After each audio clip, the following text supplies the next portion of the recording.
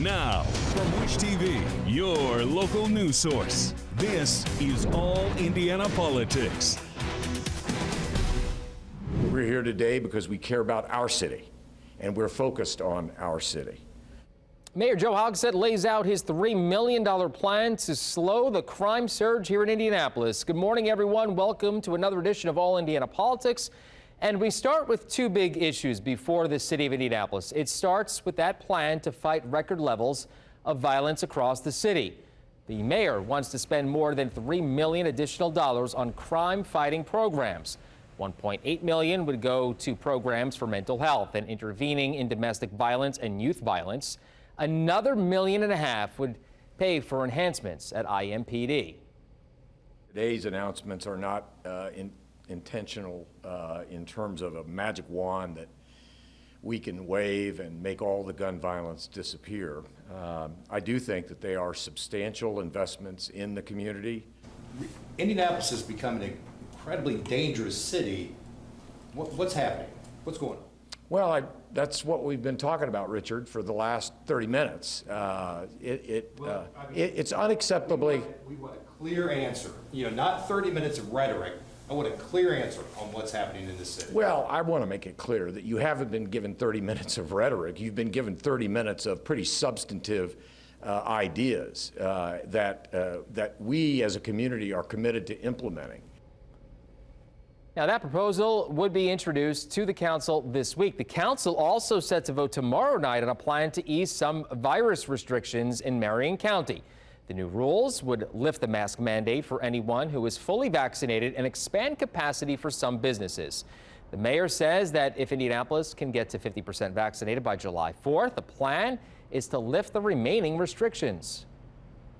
I know how fatigued everyone is with these restrictions.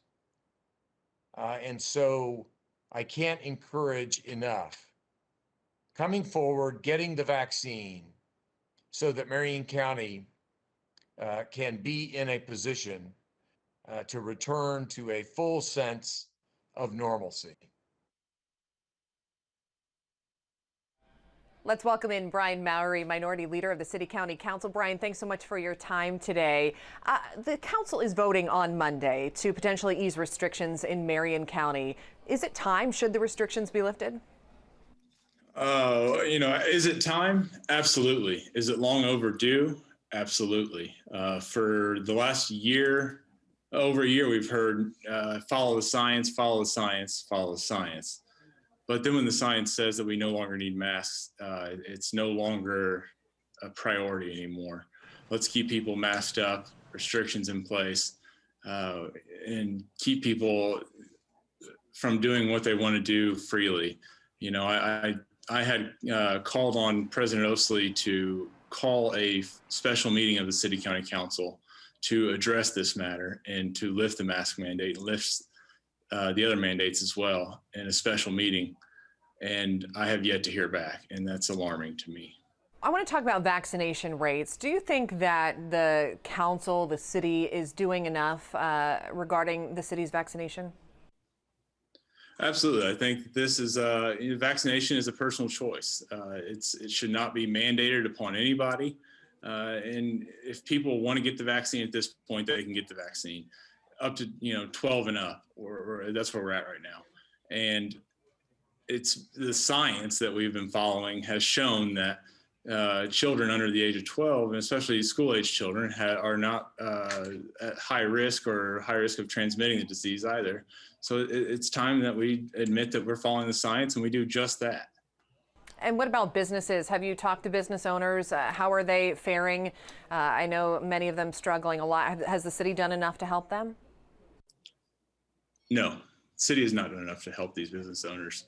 There's a lot of things that, I'm not saying right now that I have the answers for what we need to do or what we can do, but quite frankly, I think when we look at the last year with all that's been entailed in the last year with the pandemic, with the riots, we've seen business owners that have struggled very much so, and they are doing the best they can to keep their business afloat. And it's been tough. And I think we've seen that last year, whether it's a restaurant or an athletic store. it's hard to keep people in there when there's restrictions and mandates that say they can't have so many people and they can only have so many people in the store. At this point, one of the things I think we can do for the businesses is lift these restrictions and open it back up 100%.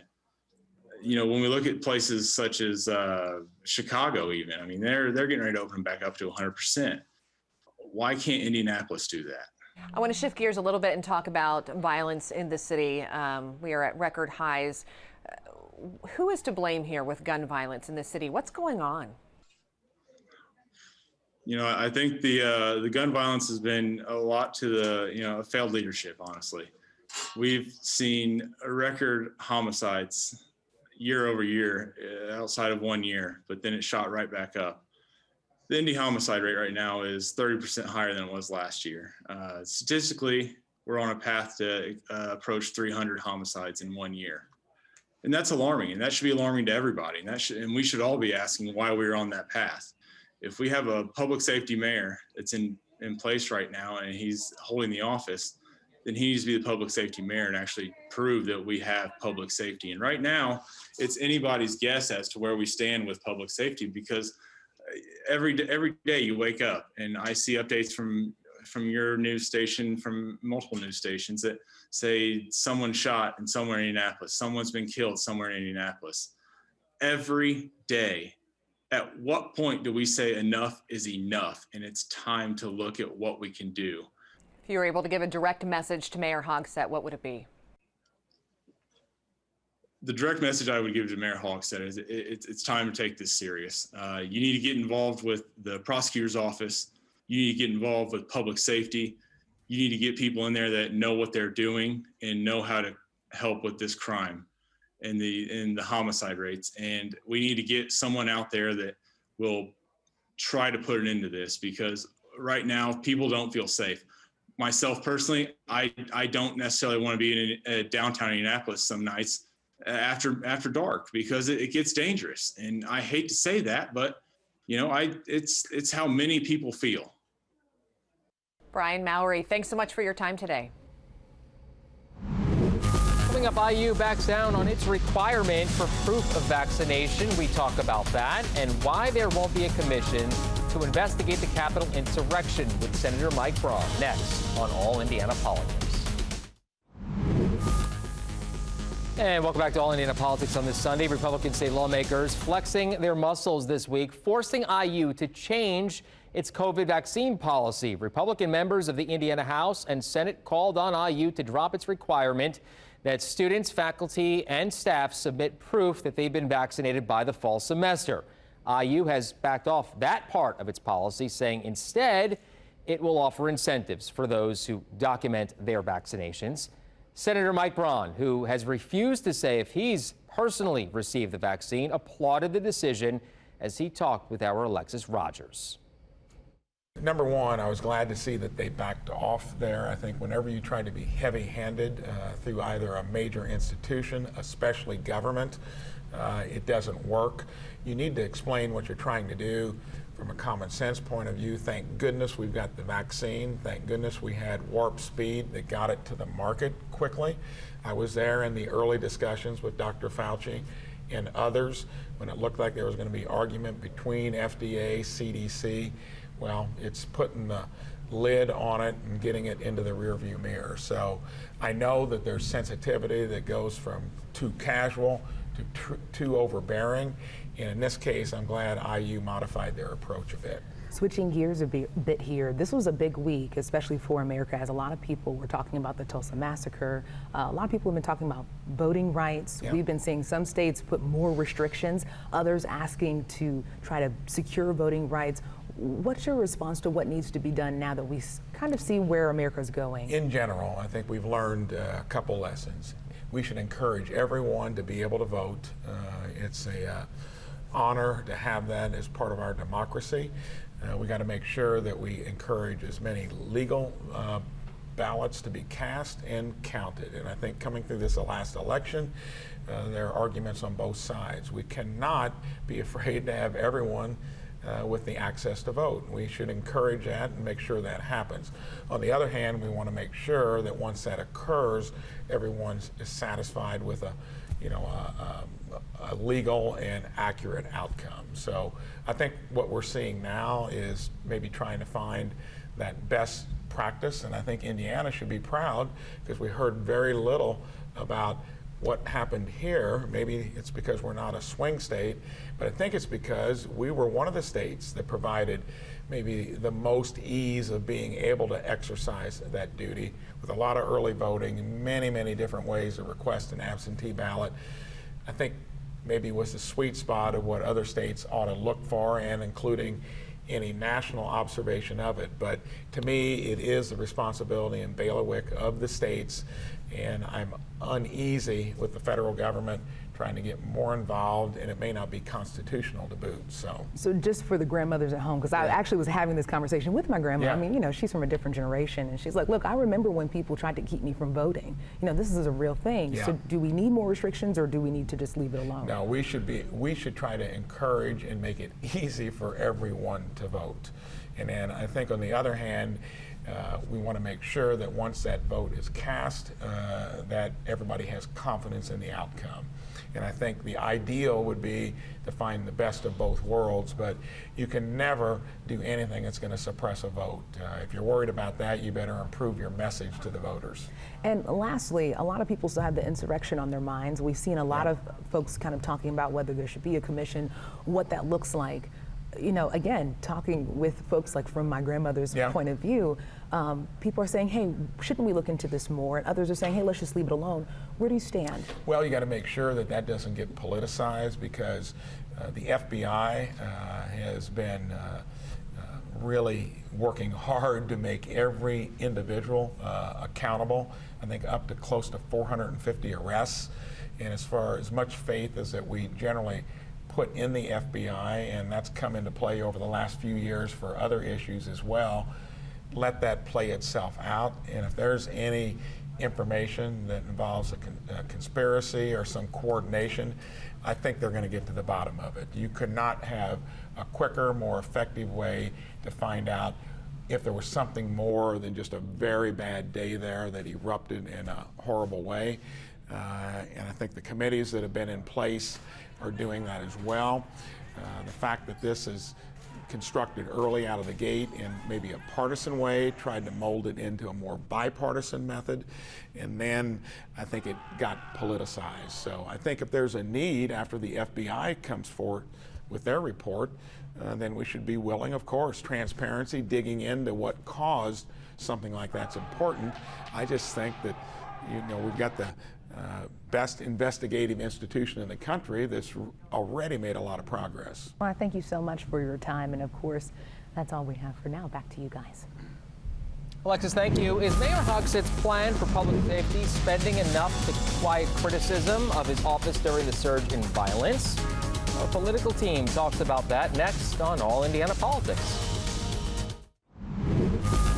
And welcome back to All Indiana Politics on this Sunday as we welcome back Drew Anderson, Communications Director for the Indiana Democratic Party, and Abdul Hakim Shabazz, publisher of IndyPolitics.org. Good to see you both. Thank you for taking some time. Abdul, we'll start with you on this one. Is Mayor Hogsett's announcement on additional anti-crime spending enough to ease criticism that he hasn't done enough to stop the surge in violence, in your opinion? Well, not really, because you got to understand the mayor, every summer since the mayor's been in office, he's always announced a major anti-crime initiative. A couple years ago, it was the violence interrupters and peacemakers. And unfortunately, our murder rate continues to go up and continues to have record homicides. And I asked him during this news conference, what's going to be different about this? And the mayor admitted that, hey, you know what? It's going to take a while to get things done, but they're trying to address sort of the root causes of crime and also some of the other parts of crime as well. But for regular citizens, citizens don't feel safe in Indianapolis anymore, and that's what our problem is. Drew, your response? I mean, I think what's happening in Indianapolis is happening statewide. It's happening across the country.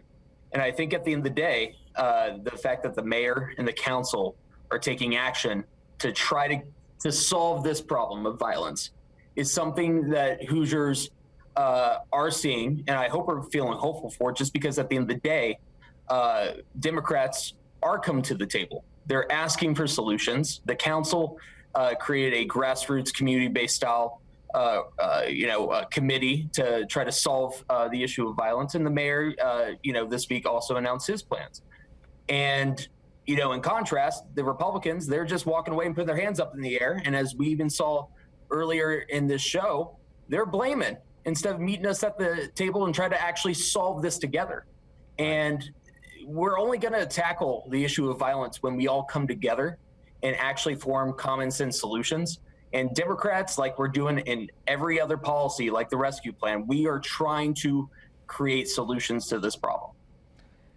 We'll stick with you here, Drew. Democrats have also used this week to tout the success in Indiana and around the country of the Biden economic recovery plan. I guess that's a pretty good thing for you guys.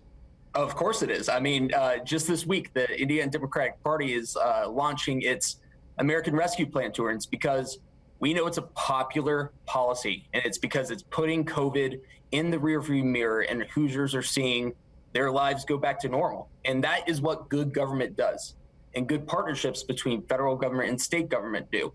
And it's a good reminder that it was only Democrats that got this done, and not Republicans. Abdul, I'll get you in here real quickly on this one. Is this becoming harder for Republicans to fight against? Well, I think it's a joint effort. Drew talked about some people working together. You had the federal dollars coming in from the federal level, but you also had the state of Indiana, Eric Holcomb, Todd Houston, Rod Braid, their good fiscal management that also got us through this as well. Because what's the whole point of having a whole bunch of money if you spend it all on more than one-time expenditure? So I think the federal government does deserve some credit in this, but also it was state government that actually carried out and executed the plan. Provided by the American Rescue Plan, by the way. Okay, well, there you go. So speaking of statewide government, and we'll go back to you on this one, Abdul. A judge has set a hearing later this month on the legal fight between Governor Eric Holcomb and Attorney General Rokita. There's serious legal questions in this lawsuit, but is it being overshadowed by a political fight and maybe even the Attorney General setting up a 2024 campaign to replace Governor Holcomb? It is interesting to say the least. Let's put it that way, because there are serious legal questions. There are questions about, does the legislature have the authority to call a special session? I don't think they do, having read the Constitution several times. But there are questions about, can the governor sue while lawmakers are in session? Is the Attorney General the sole proprietor as to what's constitutional? These are serious legal questions. P.J. Dietrich, who's a judge in this case, is going to hear it on the 16th. I've known P.J. for years. He's a really good guy, a real straight shooter, and he's going to rule fairly and honestly. But at the end of the day, regardless of who wins this litigation, it's going to end up at the Supreme Court. A lot of inside legal baseball there. But Drew, we'll get your thoughts on this as well. It's wasting taxpayer dollars. It is a solution in search for a problem. And quite frankly, it's really embarrassing because once again, it shows that the Republican Party would rather, abide by some extreme partisanship than actually tackling issues that Hoosiers want to get done. Gentlemen, and this is for both of you. Shouldn't the Attorney General and the governor just sit down, hash this thing out before taking this to court? You could, but here's a problem with that. When we talk about, for example, a special session, it's not like we're talking about spending the government wants to spend $1 billion, the other people want to spend $500 million. Okay, we'll meet in the middle at $750. This is a serious constitutional question. Either the legislature has the authority or they don't. I mean, it's black or white. It's binary mathematics. But we're not even there though yet, Abdul. We're talking about whether or not the governor can even sue. But even then, there's really nothing to settle here because these are questions that are going to have to be solved and settled by a judge because there's no halfway point in between. Either you have the authority or you don't have the authority. Yeah. About 30 seconds left, Drew. I'd be remiss if I didn't mention that this is Pride Month, rather. We started last week. Your thoughts? I know you wanted to say a few words. Pride matters a lot to LGBTQ Hoosiers and the whole community is because when we stood up and we showed that we were visible, that's what started the process of getting the acceptance that we're getting right now. And there's a lot of work to do, but we should celebrate who we are and who God created us to be. And happy Pride to everyone across Indiana. Yeah, moving in the right direction. Gentlemen, thank you very much for taking some time. We'll see you soon. Thank you. Take care. Take All Indiana Politics on the go with you. Download our podcast now. Part of the All Indiana Podcast Network and allindianapodcastnetwork.com. Thank you for joining us for All Indiana Politics on this Sunday. We'll be back here next Sunday morning at 9:30. You can also find our brand new All Indiana Politics podcast. It's part of the All Indiana Podcast Network at wishtv.com. Have a great rest of your weekend.